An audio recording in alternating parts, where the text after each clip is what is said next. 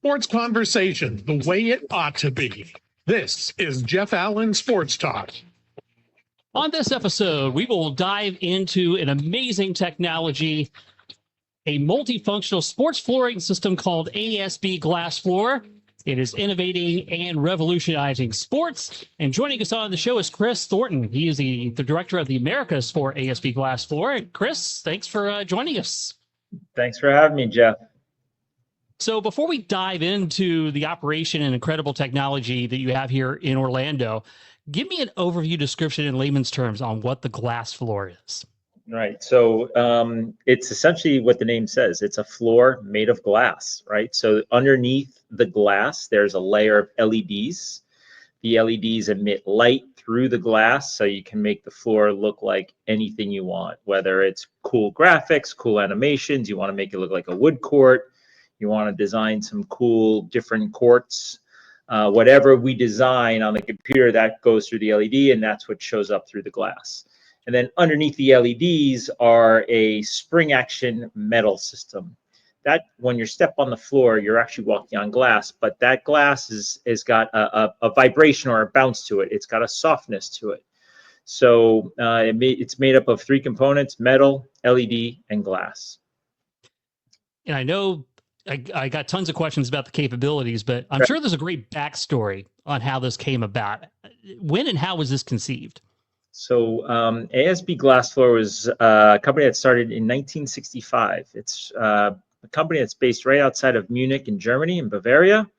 And they started making squash courts back in the 60s and 70s. And they have 80% market share of all of the squash courts around the world.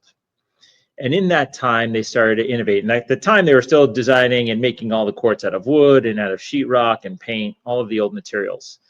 But at a certain point, they started creating all of the walls that we see that's where you currently see right now. So paddle or pickleball, and a lot of these courts have glass walls.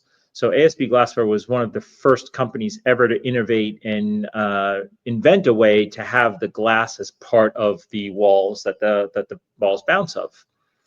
And as time went on, they were thinking about how to make this on the floor. So they created a floor way back when that was durable for athletes to play on. Obviously, glass in its current state, you can't really play on that. So there's a treatment on our glass. There's a ceramic coating on our glass that gives it its grip and its durability. And it took some years to figure out, obviously, to make sure that that combination of ceramic and there's tiny little dots that are burnt into the surface of our glass. The spacing of those dots, when you space them out a little bit more, there's less grip. When you bring them tighter together, there's more grip. And at the time, now we're talking about the mid 2000 range. And we all played on our high school gymnasiums where you see basketball lines on top of volleyball lines, on top of tennis court lines. And it's just a big mess of lines and spaghetti lines on a wood court.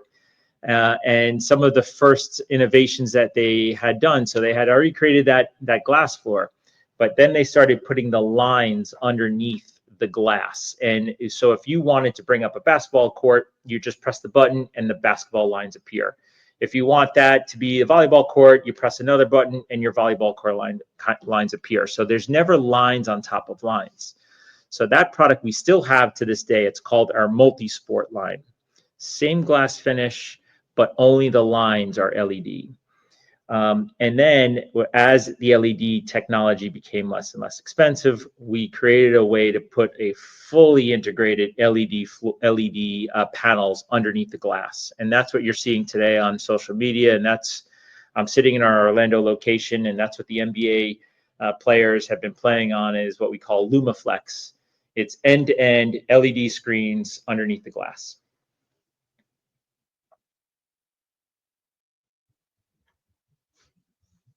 And of course, you mentioned, you got NBA teams that are coming in to play the Magic. They're doing practices on this floor, and it's not just the capability of you bringing up a court. You have other things where you basically have almost like the clipboard thing where coaches can draw up the plays and practice and do all that. Give me a little insight into how that technology works. Sure. Sure. So the technology is limitless, we like to say, right? So and we're touching on a lot of different experiences in a basketball game. So first and foremost, the players need to like it, because if they don't like to play on it, the floor will never exist. And we've been here and we've had 150 or so players, coaches, and general managers through. And as you mentioned, as they come to play the Magic, they stop here, they do a practice here, or they do their game day shoot arounds here. And so what we're doing is getting feedback from the players, and the NBA is getting feedback and asking the players, like, how did you like the court? And we've been saying this for a long time. It's lighter on the knees, it's lighter on the ankles, there's better grip than a wood court. And finally, they're hearing that from the players directly and not through our filter. We have some NBA players that just came today. They're doing their summer workouts here, and they are now preferring the glass over a wood court, because the court, when you bounce the ball on this and when you start walking around the court, it's actually got a little bit of a soft step to it, where it doesn't impact your jumping and it doesn't impact the ball deflection and bouncing the ball. But when you land and when you have that impact, the glass is slightly more elastic and it's lighter on those knees and lighter on the ankles. So the players are liking it, they're preferring it. And add to that the consistency of the surface of the glass that gives it a more consistent grip. So on some wood courts, you have a low lacquer spot, you stop abruptly, and that affects your knees and your joints and your tendons. On our floor, you're going to slide into and glide into, is a better term, glide into your term, and you're able to stop and start much more effectively, less pressure on your joints and less pressure on your tendons. One of the NBA teams that came through here this past season, it was really telling. The players that were playing later that night went back to the hotel. Probably about 10 or so players stayed afterwards, and they did a good solid 3-on-3. And they played for about 30 minutes or so. And I was speaking to one of the sports performance coaches on the way out, and I was like, how did you like the court? How did you like the feel of it? And he said that one of his players playing in that 3-on-3 was coming back from a tendon injury, and he would have not allowed him to play if this was a wood court. But because of the softness and the feel of the glass, he allowed him to push, and he had no issues with it whatsoever. So it's fine. It's finally great to hear, the elite players and the sports performance coaches now seeing this in action and getting the athletes on here. And again, it was created first and foremost for the athlete and to be a safer playing surface. And we're finally hearing that from the NBA players. But then you add the coaches' experience. Coaches can now do their whiteboard instead of on the dry erase board. They can write it up on the iPad, and whatever marks that they're writing on the iPad automatically appear on the court. So you don't always have to huddle over the whiteboard anymore. You could be at one end of the court writing up the play for the players on the other half of the court. And then through the technology and tracking technology, right? Because there's a lot of technology out there that track where the players are on the court. They're tracking all of the shots. We're now creating drills and animations. So you can have virtual defenders come at you, 5 defenders come at you when you're entering into the key, and you as a player need to read and react to where the virtual defenders are going. And that's the part that we see has got tremendous growth and development. We're going to continue to innovate for player development and for strategy plays and for skill development that happens on the court beyond just the whiteboard. And we are going to continue to innovate and help coaches coach their players more effectively. And then finally, we like to say it's a fan experience and a marketer's experience, right? Because the fans, when they walk into an arena and you see this lit up court and it's got animations going, it's maybe got some video content going, it's got some sponsorship, it's got some cool designs to it, they are completely amazed by it. And then obviously the revenue generation that you can generate on the court from sponsorships. It's fun to talk about this when we're talking about this either with the NBA or NCAA. As an example, what Miami is going to do is going to be very different than what a Michigan would do and how they create cool content on the court. And once you see more universities adopt Glassfloor, it's going to evolve, and it's going to see who's got the coolest design this week and who's got the coolest brand sponsorship and who's got the new animations. it's going to be really fun to see as the teams adopt the technology and as the players play on it more and as the coaches get it. And it's mind blowing how limitless and how it touches so many layers of basketball. I also got to think about the whiteboard experience because you're looking at a whiteboard when you're huddled on the sideline. So if you're standing in the court and you see that, I have to imagine the perspective of that to the player has a tremendous impact and maybe even makes more sense to them versus what's on the board. Most definitely. We had a couple of NBA coaches through here, and they were joking around. They're like, wow, I can even tell my guys how to line up. And because I can't even get the guys to line up in a straight line anymore, now I can draw where they need to be lined up. So the players have a lot of fun with it after practice. They're winding up doing their autographs on the court. They're playing tic-tac-toe on the court. I mean, the players are big kids at the end of the day. So it's really fun technology for, outside of coaching. It's just a fun tool to have this massive canvas, and writing on a small iPad and it's showing in a big 6,000 square foot floor. I have to imagine the level of R&D that went into, having the court, benefit the athlete. And you have to be able to replicate the bounce because if the bounce is not the same as it is on a wooden court, that's got to take tons and tons of checks and balances to figure all that out. Most definitely. There's our founder is Krzysztof Babinski. He's part visionary, part creative mind, part engineering mind, part mad scientist. And he's got all of these ideas in his brain, and he's an inventor essentially as well. One of the smartest people I've met, and he is not a basketball guy, and he admits he's not following sports, and he didn't create this for sports. He just created this out of a need, really more for the high school level, how to get lines off of lines and have, replace hardwood courts in more of gymnasiums in high schools. But and the marketing side of the LEDs came afterwards, right? This came up, as LEDs, like I said, the prices came down a little bit more and the technology got better and better. He figured a way to put full LED underneath the court. But first and foremost, it was for the athlete and how to make their playing surface more comfortable and how to elongate the player's career, because a lot of the knees go, the ankles go, the tendons go. And now on Glassfloor, maybe you can have a longer career of up to 5 more seasons. And some of the ex-NBA players who have played on Glassfloor before, they said, man, I wish I had this when I was playing. I could have probably played for another 3 seasons, right? Because they had to retire early because of injury. So it's exciting to hear all of the different perspectives on the court. Yeah, so you've had this with FIBA, NBA All-Star of 2024, Kentucky's Big Blue Madness. How many schools are incorporating this now? Well, I can't say exactly who, what, or where, and when, but we are having numerous conversations both with the schools and athletic directors and with the conferences. Conferences are going to be more thinking about tournaments. The athletic directors are obviously thinking about their schools and their universities.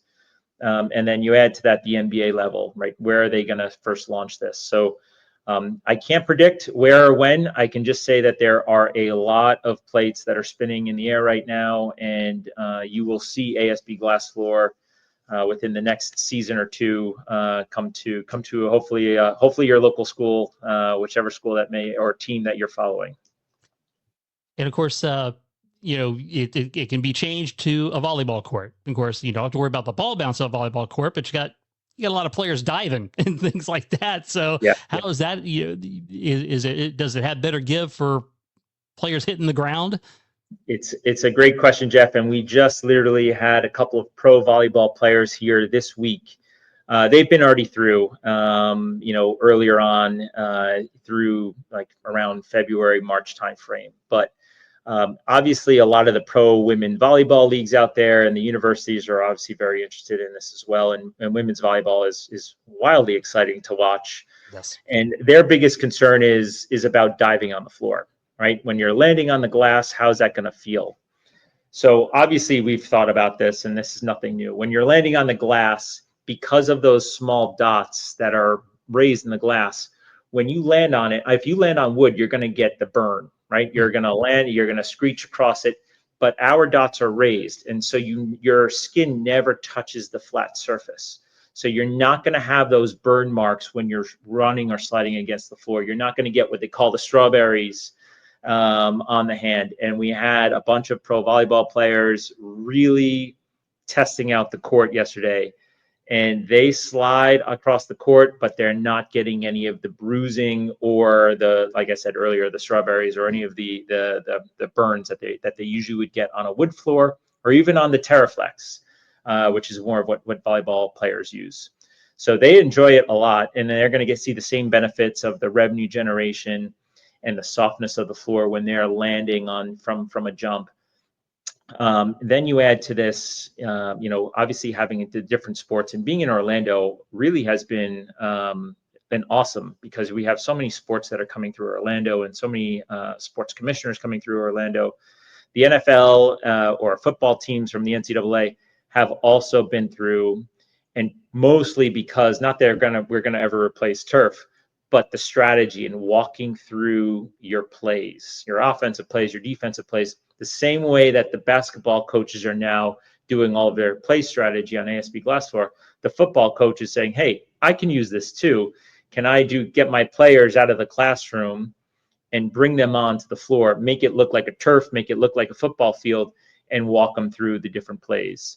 So it's going to have multiple sports impact beyond just the competitive games of volleyball and basketball. But FIFA has been through, as mentioned, the football teams have been through, and a lot of unique. We just had a conversation with a hockey team looking to do something for their training facilities. The floor has got multiple uses beyond just basketball and volleyball. And are there any changes that have to take place? So if you convert it to a pickleball court, are there any adjustments to the glass itself, or it stays static? It's literally a tap on the iPad and your pickleball court appears. A tap on the other iPad, your volleyball court appears. So there is no adjustments to the glass. The maintenance on the glass is very minimal. In our warehouse here, it's essentially a warehouse that we are popped up in. It's a dusty warehouse that, some dust falls. So after if we're gone for a couple of days and I come on back, I just do a simple dry dust mop of the floor. And after we have players leave, I'm going to, again, just do a dry dust mop. If any sweat stains or anybody spills a drink on the floor, it's all protected. You just have a simple floor cleaning solution, like a Swiffer type of like a Swiffer type of solution, and a damp mop, and it cleans up all of the sweat marks. And what's really good about it is if you have in a game and you're having all those sweat marks, you're actually able to see the wet marks much more clearly on the floor, so that the guys with the towels know where to dry up, right? So it's easy to maintain, easy to clean. You can see the sweat stains much more clearly, and the glass is warranted for 75 years. So you're never going to need to close down your facility and repaint or resand the lines. So it's very low maintenance. So you mentioned, maybe football teams using this for instruction and things like that. Do you see, obviously you said you can't really replace turf, but do you see any outdoor practicality? Absolutely. Now you lose some of the outdoor. If you're right in direct sunlight, you're going to lose the LED capacity. Mm-hmm. This is not the same LEDs that you would see like in Times Square, right? Those are super high resolution LEDs, super, super powerful. You can blast them in direct sunlight. Our LED has obviously the glass covering of it, and it's actually a matte finish. So it doesn't impact any of the images that you see, but it softens them and it diffuses the light. So it's a more consistent light through it. So being outdoor, if you're having direct sunlight, you're going to lose the visibility of some of the lines, like for tennis as an example, or a pickleball. But no, I mean, we do have an installation outdoors, and they actually have a sail canvas over the space, but you can certainly, it's not optimal to be outdoors, but you certainly can install one of these outdoors. And so when you came up with apps for the iPad for operating all this, I'm always intrigued by technology, how that is born. I trust you. Do you have people coming up to you say, "Hey, can I build an app for this?" We have people coming up to us for basically everything. We have a really great team in-house. It's what we call our Glass Court team. So ASB Glassfloor is powered by Glass Court, which is essentially your operating system. You look at it like an iPhone. It's got that operating system to it. So our Glass Court team speaks regularly to basketball coaches and teams. We're being installed in a handful of NBA practice facilities. And those coaches want special applications just for their coaches or for their teams. So that team will develop custom applications specifically for that team. They're also developing applications for fan engagement. For example, at halftime, there may be a tic-tac-toe game, there may be an obstacle course, there may be any number of cool things that you can create. Those can be reused from multiple different schools or multiple different teams. We just need to reskin it, right? Make it the team's colors, but it's essentially the same game without having to develop a whole new game. We call those off-the-shelf games. So there's two different paths. You can develop your own custom coaching applications. You can develop your own custom game applications. But then we're going to have a host of, it's kind of like when you buy your iPhone, you have a couple of apps already on the phone. That's going to be very much similar. We'll supply ASB Glassfloor with a handful of Glass Court applications that anybody can use, in simple terms. Of course, you were talking about the expanding, getting the product out there. You brought up conference tournaments. I think of the NCAA basketball tournament where they have custom floors for each regional. And it also may be a way too where they can make, in the NCAA tournament, they can make the teams logos on the court, because they don't typically do that now because they keep it generic. But with each different game, they can change all that around, which has got to be something that has their mouths watering, I'm thinking. Right. And I look at last year, for example, the Big 12, they had a new design court that they unveiled and it got mixed reviews. And so if a conference winds up doing that and it gets mixed reviews, you can change the court design literally in seconds, right? You can have a couple backup designs in case one is not working well, or the next game, whatever it may be, right? So you can design any number of court designs, whether that's tied in with a sponsor, because we're having a lot of conversations right now. A lot of the sponsors want to do complete takeovers. It doesn't have to look like your school's court anymore. It could be the Home Depot court, as an example, or it could be the John Deere court, right? Maybe that's for warm-ups, or maybe that's for the first half. Like every school can gauge how much they want to lean into the revenue generation part of it. But we see different court designs from animators. We're gonna see different cool theme design courts for schools or for teams. But you're also going to see the brand courts in there as well. And I think it's important to mention, and we see a lot of comments, is like fans don't want more advertisements thrown at them. And that's never been the goal, and that's not the thought process either. I think every team is going to need to gauge that level, right? Fans are just going to get upset if they're just seeing another billboard at them. The University of Kentucky did something really, really smart. They did not, during Big Blue Madness, they did not lean into the sponsors and have advertisements throwing at their fans. They actually tapped into their student body, and there was a local student artist that was designing cool art on some of their sports jerseys, and he would hide them around campus, and he would do a little viral moment, and you'd have to find where he hid the jersey, and if you found it, you get to keep it. And it became a little viral sensation locally there at the University of Kentucky. So we called him up and we asked him if he would like to design a couple of courts, and he jumped on it. And he's usually a painter by trade, by his creative trade, and we were able to get some of his designs, transfer them into a digital canvas, if you will. And having 20,000 fans and walking around that stadium, and when they unveiled his designs, which had nothing to do with a sponsor, meaning, so there were more oohs and ahs during that 2 hours for his cool designs than they were for anything else. So I think there's a really good way for schools and teams to tap into your local community that may or may not be sports focused, but using that creative community to design different animations and courts that can be used in the game, I think there's a much better upswing, and I think that's more enjoyable to the fan versus seeing another advertisement, right? Yeah. So we talk about this all the time with athletic directors. Is, you know, of course they see the revenue generation part of it, but you know, fans don't want to see that all game. So Yeah. Although I will say the broadcast networks would probably be very happy not to have to superimpose those logos, and it actually would look better for the advertiser. Right. And not only that, because a lot of us watch the highlights on X or Instagram, and you're getting the alerts, and you want to see that highlight. If you're not watching it on the TV, you're never going to see that advertisement. Now, if you're watching that highlight from that game on X, you're going to see the floor and whatever advertisement's there. So for the advertiser, it's a much greater impact, a lot more eyeballs on the court, in arena, on TV, and on social media.